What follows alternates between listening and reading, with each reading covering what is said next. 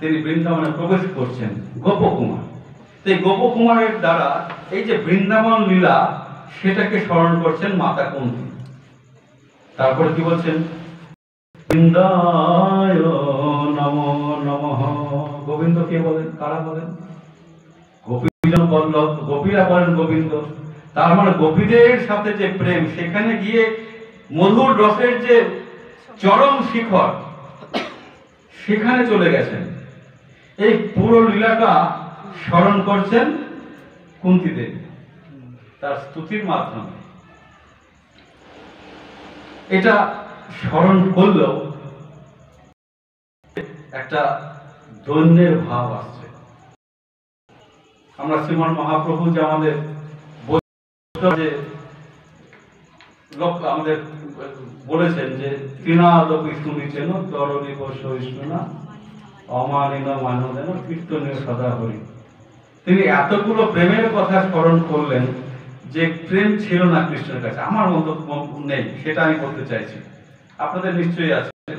তো তারপরে প্রেমটা শুরু হলো বাসুদেব থেকে শুরু করে যেতে যেতে গোবিন্দতে গিয়ে প্রেমের উচ্চ শিখরে স্টেপ বাই স্টেপ উঠে গেছে সেই প্রেমটা। তো কুন্তী মাতা বলতে চাইছেন যে আমার বাবা ওই প্রেম নেই, আমি তো বুঝি না, আমার তো কোনো জ্ঞান নেই, আমি জ্ঞান শূন্য, কিছু নেই। আমি তাই তোমাকে প্রণাম করি। কিভাবে? নম পঙ্কজ নাভায় নম পঙ্কজ মালিনে নম পঙ্কজ নেত্রায় নমস্তে পঙ্কজাঙ্ঘ্রয়ে। তাই আমার তো প্রেম টেম নেই, আমি তোমাকে প্রণাম করছি। কিভাবে? নম পঙ্কজ না পঙ্কজ নাভায়। কৃষ্ণের যে নাভি প্রদেশ পদ্মফুলের মতো সদৃশ, তাই তিনি কৃষ্ণের যে রূপ, সেই রূপ ধরে ধরে তিনি বলছেন আমি তোমাকে প্রণাম করছি, তুমি হচ্ছে পঙ্কজ নাভায়। আমি সেই পঙ্কজ নাভায়কে প্রণাম করছি।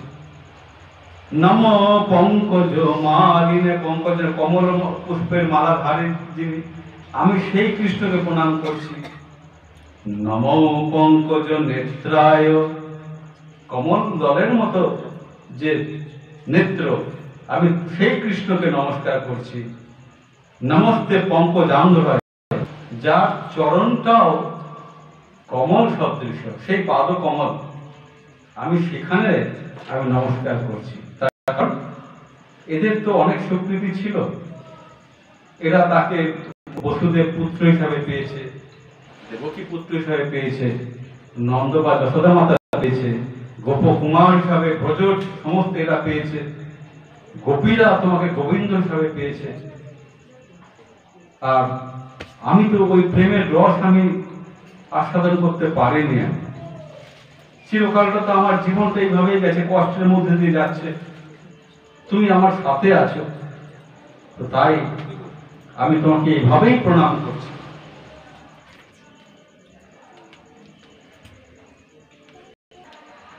এরপরে তিনি যখন প্রণাম করছেন তার কারণ হচ্ছে কৃষ্ণ, তিনি ভাবছেন এই কৃষ্ণ বিভিন্ন সময়ে বিভিন্ন বিপদের সময়ে আমাদেরকে রক্ষা করছেন। শ্লোকগুলো পড়বো না, শুধু বাংলা করে যাই। টাইম কত? একটু বেশি হলে হবে, 35 হয়েছে। ওটা একবার করে উচ্চারণ করে মানতে হবে। অ্যাকচুয়ালি শ্রীমদ্ ভাগবতমের শ্লোকের একটা এফেক্ট আছে, শ্লোকের একটা ইয়ে আছে। এখানে বেশি তো শ্লোক না, 26টা শ্লোক। বাংলা শ্লোক তো বললে একই হবে, একবারে হয় না। 26টা একবার করে বলে নিয়ে একটু বোঝালে বেশি ভালো বুঝতে পারবেন। বলেন যথা ঋষিকেশ খলেন দেবকী কংসেন চিরং সুচার্পিতা বিমোচিতা হঞ্চ সহাত্মজ বিভো তৈব নাথেন মুহুর বিপদ গণাৎ। শ্রীমদ্ ভাগবতমের অনেক রকম শ্লোক আছে। শ্লোকের যে ছন্দ, তারও নাম আছে অনুষ্টুপ ছন্দ। এই যে শ্লোকটা পড়ছি এতক্ষণ একরকম ছন্দে ছিল, অনুষ্টুপ ছন্দের মধ্যে ছিল এতক্ষণ। স্তুতি হচ্ছে, এটা সেটা হচ্ছে। যখন বিপদের কথা আসছে ছন্দ পাল্টে গেল। এই শ্লোকটার নাম হচ্ছে শার্দুল গতি ছন্দ। শার্দুল মানে শার্দুল মানে শার্দুল শার্দুল শার্দুল মানে কি? ডাকাত না কি বলে? বাঘ, ব্যাঘ্র। ব্যাঘ্র। ভয়ের জিনিস কিছু। শার্দুল মানে হচ্ছে বাঘ। হ্যাঁ। তো বলছে শার্দুল গতি ছন্দ। শার্দুল তো দু রকম ভাবে গতি হয় তার। তা আমরা কোন গতিটাকে এখানে ধরবো? যথা ঋষিকেশ খলেন দেবকী কংসেন রুদ্ধাতি চিরং সুচার পিতা। বাঘ হরিণের গন্ধ পেয়েছে, হরিণটা যাতে বুঝতে না পারে বাঘ আসছে, সেই জন্য বাঘ কি করছে, একটা করে থাবা ফেলছে, একটু করে দেখছে, আর একটা থাবা ফেলছে। আস্তে আস্তে তার ভারী প্রকাণ্ড শরীরটাকে একবার এরকম করে একবার এরকম করে আস্তে আস্তে বনের মধ্যে প্রবেশ করছে, শিকার করবে বলে। যথা ঋষিকেশ খলেন দেবকী কংসেন রুদ্ধাতি চিরং সুচার পিতা বিমোচিত হঞ্চ সহাত্মজা বিভো তথৈব নাথেন মুহুর বিপদ গণা। এই শার্দুল গতি ছন্দ।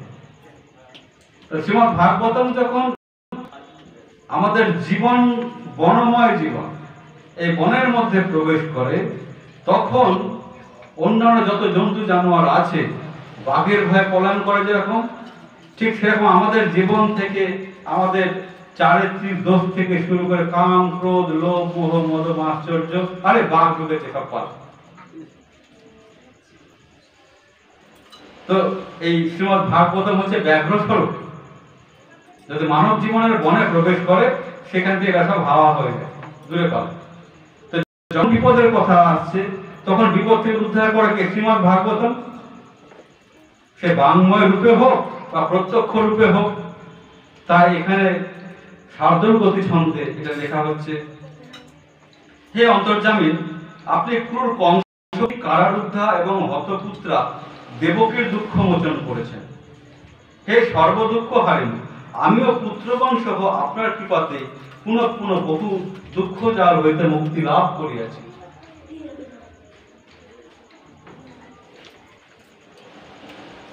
বিষণ্ণ মহাগ্নে পুরুষাৎ দর্শনাৎ অসৎ সভায়া বনবাস পৃচ্ছত মৃধে মৃধে অনেক মহার রথাস্ত্রত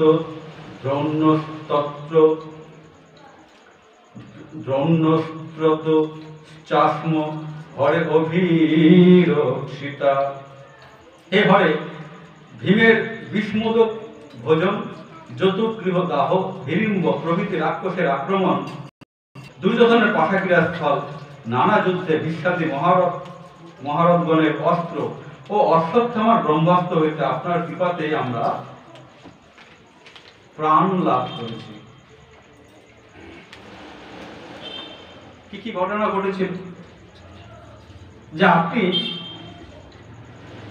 প্রথমে কি করেছেন? আপনি কোন কংস কর্তৃক কারারুদ্ধা হত পুত্রা দেবকীর দুঃখ মোচন করেছেন। এই সর্বদুঃখ হরেন, আমিও পুত্রগণ সহ আপনার কৃপাতে পুনঃ পুনঃ বহু দুঃখ জাল হইতে মুক্তি লাভ করেছি। এখানে মাতা কুন্তী বলতে চাইছেন যে আপনি মাতা দেবকীকে রক্ষা করেছিলেন, কিন্তু মাতা দেবকীকে 6টা পুত্র হারাতে হয়েছিল। এদিকে আপনি আমাকেও রক্ষা করেছেন, কিন্তু মাতা দেবকীর যে কষ্ট, আমাকে তো সেই কষ্ট ভোগ করতে হয়নি। আমার সমস্ত পুত্র সমেত আপনি আমাকে রক্ষা করেছেন, আর মাতা দেবকীর 6টা পুত্র গেছে। তাহলে পরে এই দুজনের মধ্যে ভাগ্যশালী কে? এই দুজনের মধ্যে একটু বেশি ভাগ্য আমার, তাই না? নিজের মাকে আপনি যে কৃপা করেননি, পিসি একটু দূরে, আমি তার থেকে বেশি কৃপা পেয়েছি। তারপরে বলছেন, হে হরে, ভীমের বিষ মোদক ভোজন। আমরা জানি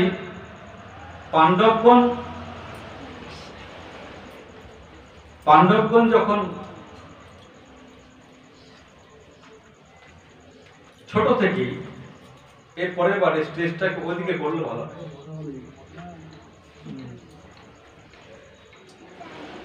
পাণ্ডবগণ কি করেছেন,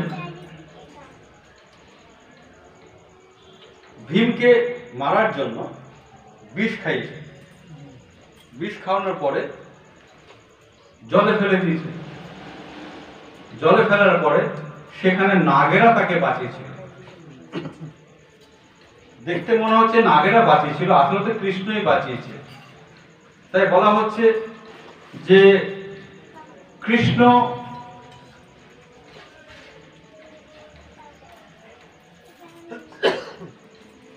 এই ভীমের ভক্ষণ, যদি কৃষ্ণ না থাকতো ভীম তো মারা যেত। তারপরে বলছেন যতুগৃহ দাহ, বড় ডিস্টার্ব হচ্ছে, কথা হলেই অসুবিধা। এটা একটা অন্য জিনিস। সেইটাই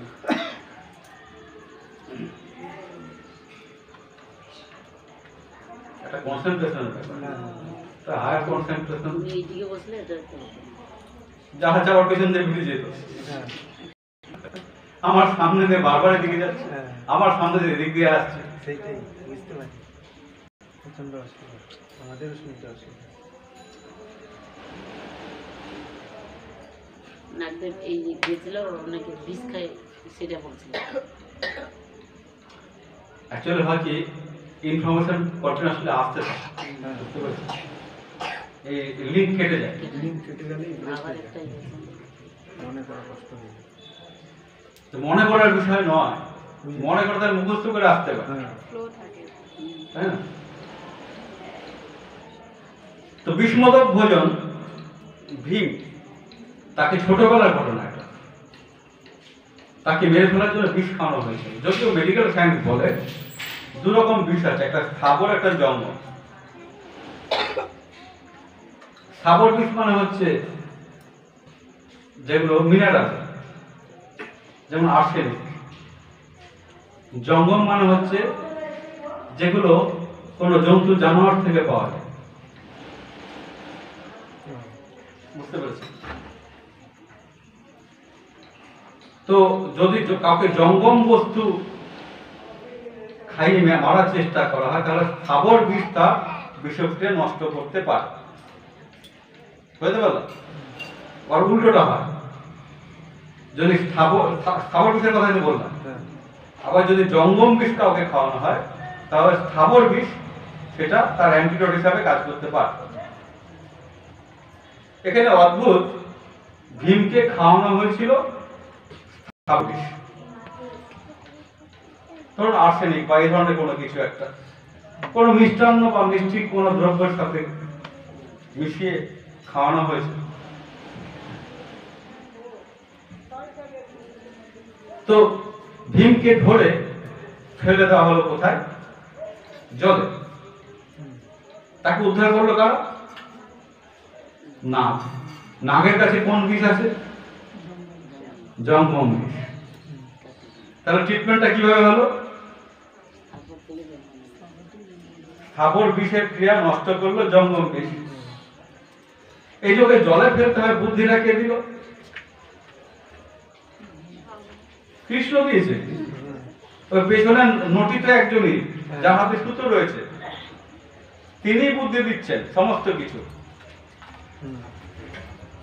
তাহলে ভীমের বিষ খাওয়ার ব্যাপারটা বোঝা গেল। এর পরে আসছে যতুগৃহ। মহাভারতের বনপর্ব চলছে, তো বনে পাঠিয়ে দিয়েও দুর্যোধনের মনে শান্তি নেই। ভাবছি এরা যতক্ষণ বেঁচে থাকবে ততক্ষণ আমি অশান্ত, মেরে ফেললে পরে ঠিক আছে, দেখি দেখবো হ্যাঁ 5টা মারা গেছে, তো তাই কি করলেন যে 5 জনকে কি করে মেরে ফেলা যায়, তাই তার মন্ত্রীকে পাঠালেন, প্রচন্ডের নাম ছিল, যে তুমি গিয়ে একটা যৌতুকগৃহ তৈরি করো, যৌতুকগৃহ তৈরি করে একটা টাইম মতো ওরা যখন ঘুমাবে আগুন লাগবে। এই কথাটা বিদুর জানতে পারে। বিদুর খবর পাঠিয়ে দিল যুধিষ্ঠিরের কাছে এবং লোক দিল যে ওই যৌতুকগৃহ তৈরি হবে, তার ভেতর দিয়ে একটা সুড়ঙ্গ থাকবে, সেই সুড়ঙ্গ দিয়ে অনেকটা দূরের রাস্তা এসে পালিয়ে আসতে পারবে। এবার দুর্যোধনের যে মন্ত্রী প্ররোচন, তার 5টা ছেলে নিয়ে ওই কাজের জন্য গেছে, সাথে একটা হাতি করে গেছে, হাতের মাহাতো ছিল সাথে একটা। তো মহাভারতে লেখা আছে যে প্রচুর মদ্য পান করে ঘুমিয়েছিল। তো বলা যায় না কে কাকে মদ খাইছে, কারণ অন্তর্জাম তো সব জায়গাতেই আছে। একটা হতে পারে তার অন্তর থেকে মদ খাওয়ার প্রেরণা দিয়েছে, আর একটা হতে পারে তার কোনো ভক্তকে ভিড় করেছে তুমি ওদের মদ খাও। তো যখন মদ পান করে দুর্যোধনের প্রচন্ড নিদ্রায় আচ্ছন্ন ওই যৌতুকগৃহে, তখন বিদুরের যে প্রতিনিধি ছিল তিনি এই ঘরে আগুন দিয়েছেন, আগুন দিয়ে সবাই মিলে সুড়ঙ্গ দিয়ে পালিয়ে এসছেন। অনেকটা রাস্তায় এসছে, ভেতর দিয়ে এসছে, অক্সিজেন কম ছিল সুড়ঙ্গের ভেতরে, নদীর ধারে দিয়ে উঠেছেন, তাকে বন জঙ্গল, আর ওই অতটা রাস্তা কুন্তিমা আসতে পারছে না, একমাত্র ভীম মোটামুটি শক্তি ছিল, আর বাকি সবাই কাহিল। তো মা তো অচেতন হওয়ার মতো প্রতিযোগিতা, যাই হোক কাঁধে করে অর্জুন নকুল এরা সব নিয়ে হাঁটছে। ওই বনে একটা রাক্ষসী থাকছে হিড়িম্বা, তার একটা ভাই ছিল হিড়িম্ব। সে আমরা ছোটবেলায় ওই কি লাল কমল নীল কমলের গল্প পড়েছিলাম না, কি মনুষ্য গন্ধ পায়। তো হিড়িম্ব ভাবছে মানুষের গন্ধ কোথা থেকে আসে, হাও মাও খাও মানুষের গন্ধ পাও। তো হিড়িম্ব বলছে যে বোন, মানুষের গন্ধ পাচ্ছি, তুই যা ওগুলোকে ধরে নিয়ে কটা মানুষ এসে দেখ।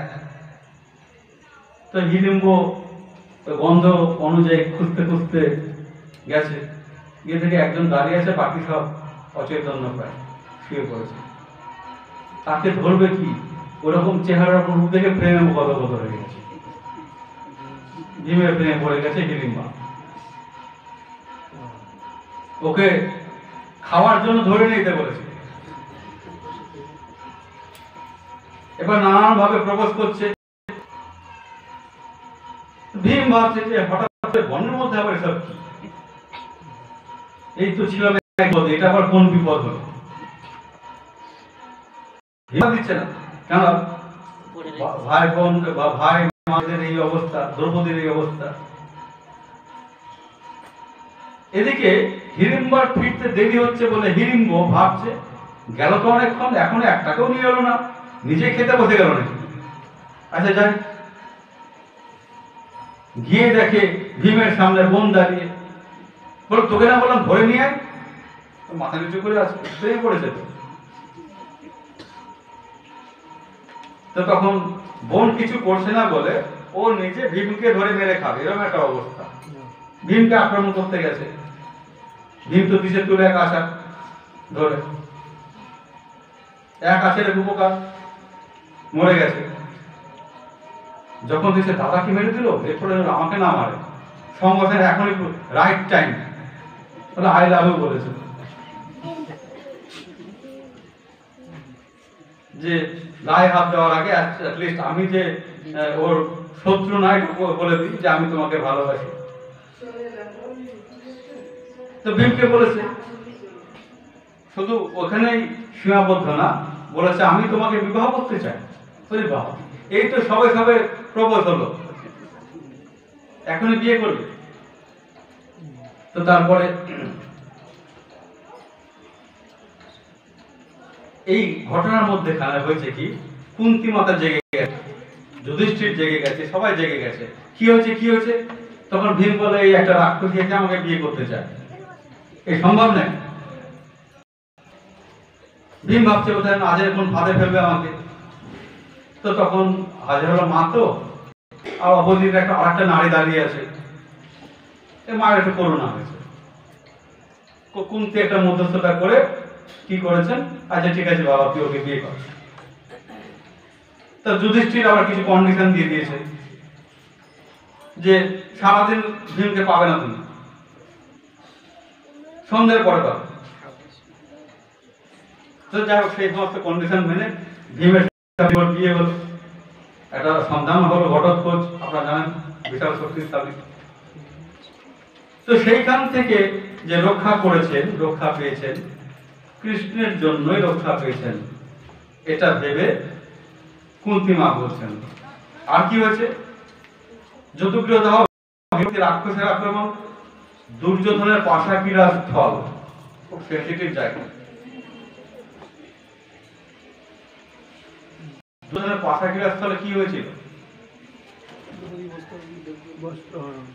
দ্রৌপদীর বস্ত্রহরণ হয়েছিল, তাই না? এখন কৃষ্ণের বড় অভাব এই কলিযুগে। তার কারণ সেদিন দ্রৌপদীকে রক্ষা করেছিলেন কে? কৃষ্ণ। আর দ্রৌপদী কার না সাহায্য চেয়েছিলেন? কার? কে সাহায্য করেছিলেন জানেন? হ্যাঁ, না না, লাস্ট সিনে। তার আগে ফার্স্ট সিনে কি হল, যখন দ্রৌপদী কাঁদতে কাঁদতে সবার সমস্ত বয়োজ্যেষ্ঠ যারা ছিল, আচার্যদের কাছে, দ্রোণাচার্য, তারপরে আমাদের বিশ্বদেব, সবার কাছে যখন ভিক্ষা করছেন, আপনারা এরকম বড় বড় বীর এখানে থাকতে, আপনাদের সাক্ষাতে আজকে আমার এরকম বস্ত্রহরণ হচ্ছে, শ্লীলতাহানি হচ্ছে, আপনারা চুপ করে আছেন।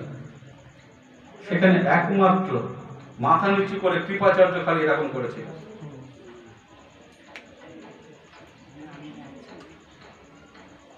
মানেটা কি? একমাত্র ওই পারে, তুমি তাকে ডাকো।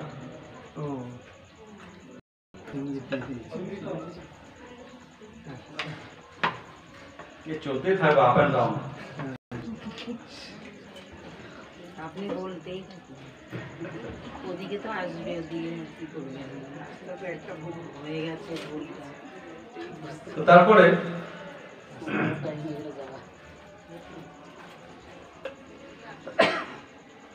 কোথায় ছিলাম?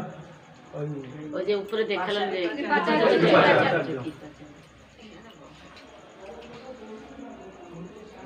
আমরা বলি যে যতক্ষণ দ্রৌপদী কৃষ্ণকে স্মরণ না করেছেন, এক হাতে বস্ত্র রক্ষা করার চেষ্টা করছিলেন, আর এক হাত তুলে কৃষ্ণকে ডাকছিলেন, যখন ছেড়ে দিয়ে দুহাত তুলেছেন তখন কৃষ্ণ এসেছিলেন। বহু জায়গায় শুনছিলেন, এটাও ভুল।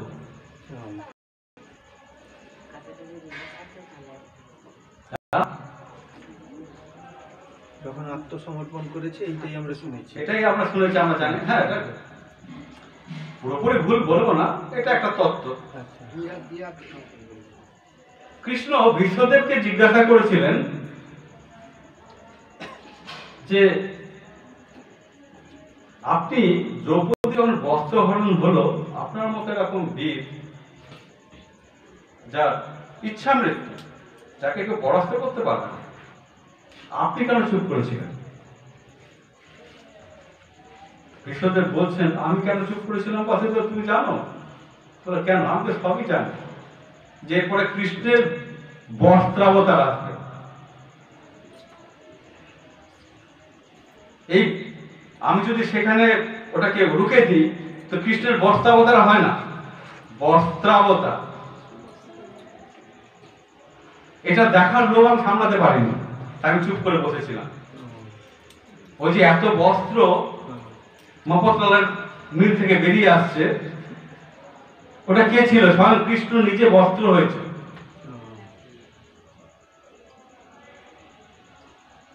আমরা তো অনেক অবতারের কথা শুনেছি না? কৃষ্ণ নিজে দ্রৌপদীর বস্ত্র হয়েছে, বস্ত্রাবতার কৃষ্ণ, সেটা দেখার লোভ আমি সামলাতে পারিনি, তো যার জন্য আমি চুপ করে বসেছিলাম। এটা আমরা কেউই জানি না, এই আজকেই জানি। যাক, একটা নতুন কিছু জানা গেল। তাহলে পরে সেই যে পাশাকিরা স্থল, সেখানে তুমি আমাদেরকে উদ্ধার করেছিলে, আমার বৌমার সম্ভ্রম রক্ষা করেছিলে তুমি। আর কি করেছিলে?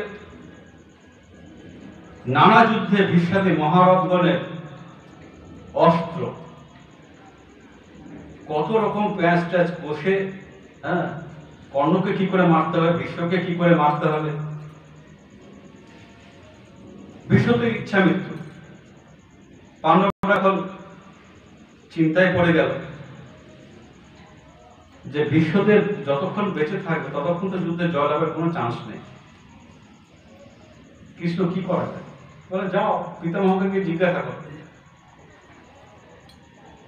পিতামহকে গিয়ে জিজ্ঞাসা করছে, পিতামহ কি করলে আপনি মরবেন?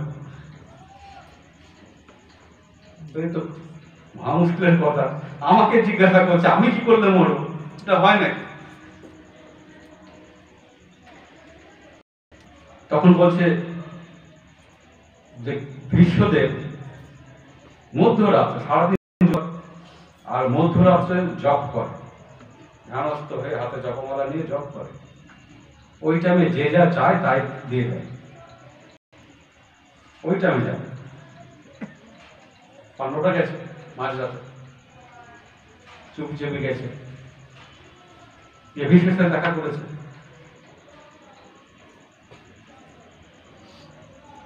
দারুণ আনতে দিয়েছে, না যাওয়া যাবে না, বলে এখন রাত্রিবেলা তো যুদ্ধ হচ্ছে না, আমি নিজে দাদুর সাথে দেখা করতে পারবো না, যুদ্ধ তো মাঠে হচ্ছে, কুরুক্ষেত্রের মাঠে, এখানে কি গেছে। এদিকে এরা বলেছে, বিশ্বদেব বলেছে যে যদি আমার সামনে কোনো নারীকে দাঁড় করিয়ে দিতে পারো, আমি তো নারীর উপর অস্ত্র চালাই না, তাহলে পরে একটাই রাস্তা আছে, যুদ্ধ জয়লাভ করা। এসে কৃষ্ণকে বলেছে, কৃষ্ণ মোটামুটি প্ল্যান করে নিয়েছে কাকে কি দাঁড় করা। সেই যে হ্যাঁ, দুর্যোধন গেছে, দুর্যোধন গিয়ে বলছে, পিতামহ ওইসব কি হচ্ছে, আপনি যেভাবে যুদ্ধ করছেন তো দেখছি আমার পরাজয় নিশ্চিত, আপনার শরীরটাই দিকে, আপনি পাণ্ডবদেরকে বাঁচিয়ে যুদ্ধ করছেন, যেভাবে সেনাটা মরছে আমি তো মনে হচ্ছে 2-4 দিনের মধ্যে আমিও মরে যাব, আপনি ঠিক করে যুদ্ধ করুন, আর আমার মৃত্যু কি করে বন্ধ হবে। বলছে ঠিক আছে বাবা, তুমি একটা কাজ করো, আমি যখন মধ্যরাতে জপ ধ্যান করবো তোমার স্ত্রীকে আমার কাছে পাঠিয়ে দিও, আমি অখণ্ড সৌভাগ্যবতীর বরদান করব, তোমার মৃত্যু আটকে যাবে। এই কথা অন্তর সব দিকে ছড়িয়ে আছে, ওকে শোনাতে হয় না, এমনি এমনি শুনতে পায়, আর এগুলো ভালো শোনে, দেখবে যারা কানে কম শোনে আর বলতে হবে না। তো কৃষ্ণ এগুলো সব শুনতে পায়, বলে আমি এত সুন্দর করে গুটি সাজাচ্ছি, এই বুড়োটা তো নষ্ট করে দেবে সব। দুর্যোধনের বউকে যদি ওরকম একটা আশীর্বাদ করে দেয়, হয়েছে তো কাণ্ড, আমি তো রাস্তা খুঁজে পাবো না। ছুটেছে, ওই রাতেই ছুটেছে দ্রৌপদীর কাছে, দ্রৌপদী কৃষ্ণ বলে ডাকতো, কৃষ্ণ চলো, বলে কোথায়, আরে এত জিজ্ঞাসা করার কি আছে, মাথার একটু গরম আছে আর তাড়াহুড়ো আছে, এত জিজ্ঞাসা করার কি আছে, যা বলছি চলো, কোথায় যাও,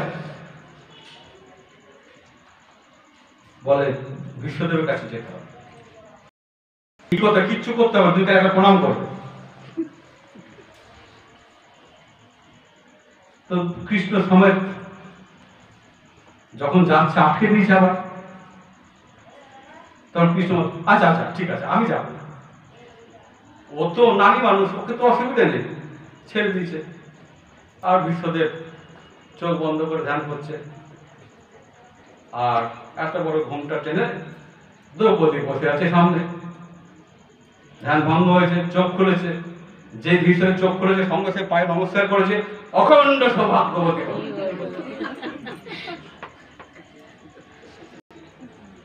কার আশীর্বাদ কেনে বাড়ি চলে গেল। যখন মুখ তুলেছে, দ্রৌপদী এত রাতে তুমি? কেন পিতামহ, আপনার ওপর অধিকার কি শুধু কৌরবদের? পাণ্ডবদের কোন অধিকার নেই? হ্যাঁ, নিশ্চয়ই আছে, কিন্তু তুমি এত রাতে? না, তুমি তো বাবা একটা আসল। আরেকজন কোথায়? কে নিয়েছে তোমাকে? সে কোথায়? চুপ করে আছে, বলছে না। সামনে আছে, বাইরে বেরিয়ে এসছে, এই মশাল নিয়ে যাও।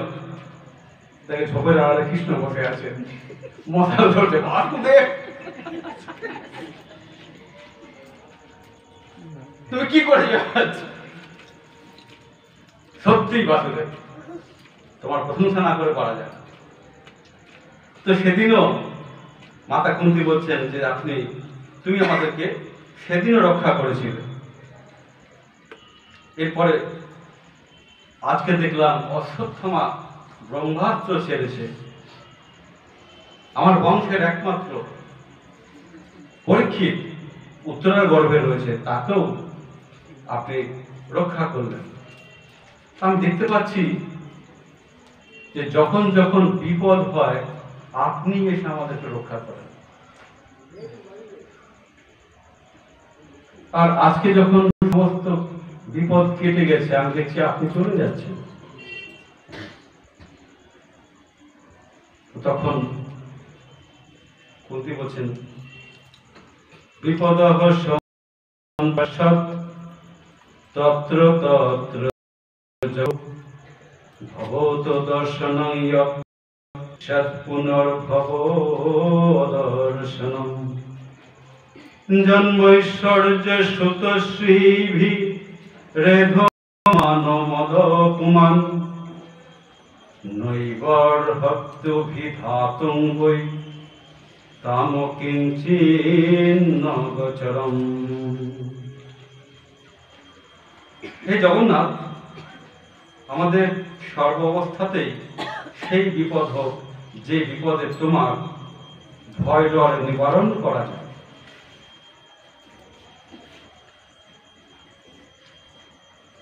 সকলে জন্ম, সম্পদ, বিদ্যা ও সৌভাগ্য গর্বে মত্ত ব্যক্তিগণ তোমাকে কাঙালের ঠাকুর বলে ভাবতেও পারে না।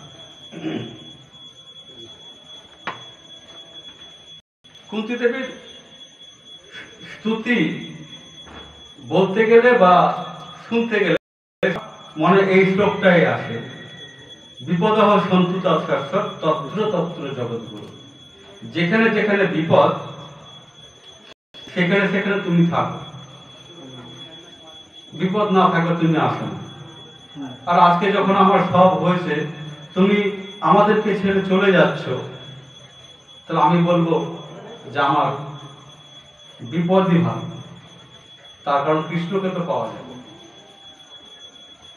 আর সমস্ত জায়গাতে বলা হয় যে মাতা কুন্তী বিপদ চাইছে। এটা আমাদের সাথে একটু ডিফার করে যাচ্ছে। আমরা কি বিপদ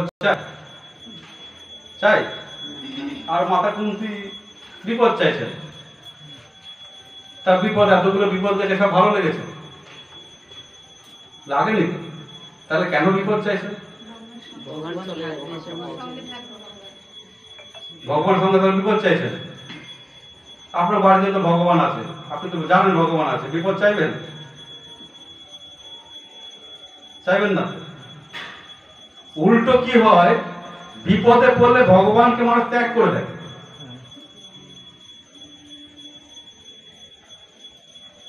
যে আজকে আমি এত বছর ধরে এত সেবা করছি, এত পূজা করছি, আর আমার সংসারে এটা হলো, বার করলাম ঘর থেকে। আমার বাড়ি, আমি যাকে খুশি রাখবো, ভগবানকে ইচ্ছা করে রাখবো না, আর ইচ্ছা করে রাখবো না। বার করে দাও, শুধু বার করে দাও না,